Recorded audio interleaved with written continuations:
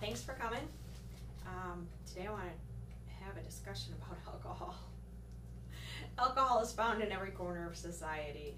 It has become acceptable in nearly all social occasions. But I believe this acceptability has contributed to the deterioration of our society as a whole. Today I want to talk to you about the consumption of alcohol and its effects on the individual and family.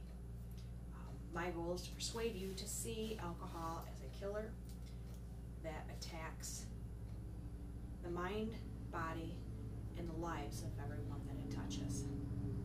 I have chosen to live a life without consuming alcohol, but sadly, the influence of alcohol has been a part of my life since I was a child. As a daughter of an alcoholic, I experienced at a very young age the effects of the poor decisions that alcohol makes.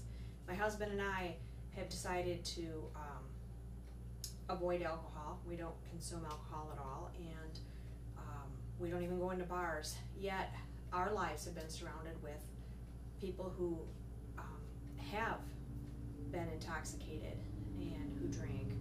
And for more than 40 years, I have seen the effects of alcohol. I've seen sickness and car accidents and parents who've lost their children, alcohol causing disabilities, and yes, even on several occasions, death.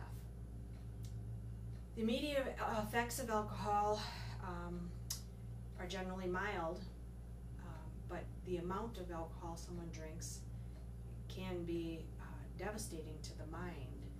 The more you drink, the more it affects your mind. And so whether it's an evening out or a lifelong habit, the effects on your brain and your personality can have life-altering consequences. I've got some statistics I want to share with you. According to the staff at the Mayo Clinic, alcohol depresses your central nervous system, lowers your inhibitions, and affects your thoughts, emotions, and judgment. Too much alcohol can affect your speech and muscle coordination, as well as other vital centers of your brain. Alcohol consumption can lead to poor choices, dangerous circumstances and situations. Statistics of people ticketed for drunk driving alone can attest to this fact. In 2013, over 1.1 million people were arrested for drunk driving. That number is just staggering. In 2012, a survey from Mothers Against Drunk Driving, or MADD, over 29.1 million people admitted to drinking and driving. These aren't people who were ticketed, these were just people who were polled and admitted to drinking and driving. 29.1 million.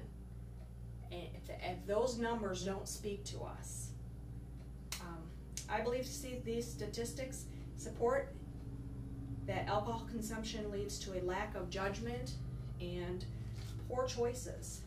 Another statistic we need to talk about when it comes to the decision to drink is the death toll of drinking and driving. In 2013, more than 10,000 people in the year 2013 were killed in drunk driving, and another 290,000 were injured. When we look at these statistics, we can see the effect.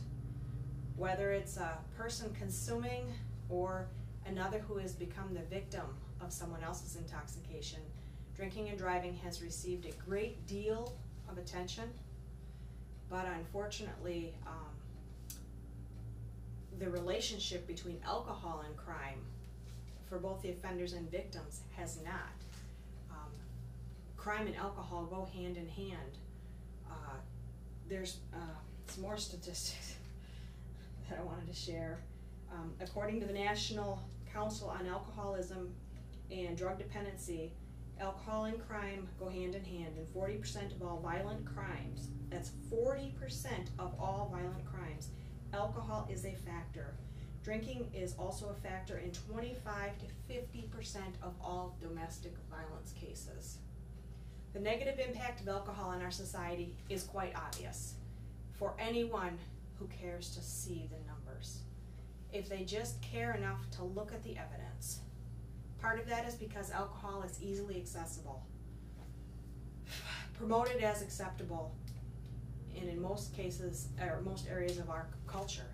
The numbers don't lie.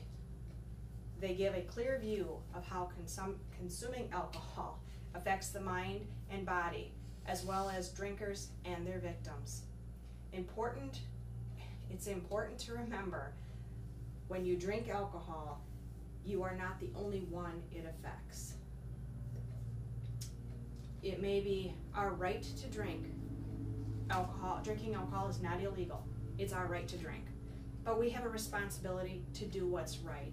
And I think the right thing is to take into account the effects of alcohol, the effects that are supported by all these statistics. These numbers are screaming enough, and we have to wake up as a society. How high must the cost be before you've had enough of the effects of alcohol in your life? Thank you.